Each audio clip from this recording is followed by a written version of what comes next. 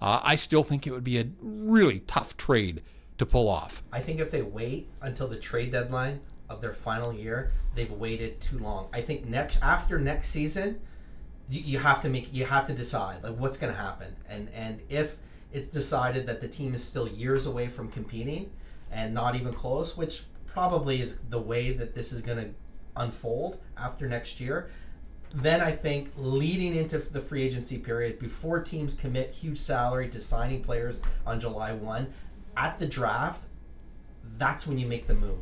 That's when you make a move to trade the Sedins. Because if you wait too long and you look at the trade deadline, you're going to end up in the same scenarios that you've ended up before, that you ended up with Hamhuis, that you ended up with Verbata. There's going to be a couple of teams that they want to go to, and those teams may or may not have the cap space to take them on. It's just not worth it. Like, I think you've got to make the call next off season of whether you're going to stick with the Sedins or not.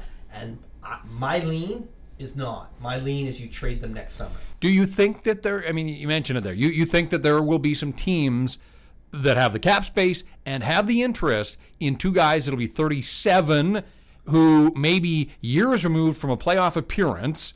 Is there a fit out there, you think, that a team would have interest in them at that stage of their career that they would want to go and play for, that they would waive to go and play for? Yeah, I don't think that their contracts, or I understand that there's two of them, you got to take it both on. I don't think it's that prohibitive if a team has time to plan through the draft, through their own trades, and then what they're going to do in free agency. And I think that Sedins, physically can stand up. Like this year has been tough, and their bodies have broken down again. And this is the second time in 3 years that that's happened. So there are alarming things. But if you take them on your team, and you already are a contending team, so I'm going to say that you have a number one line already, and they're 1B or a second line, like I don't know how you can't be all in on that.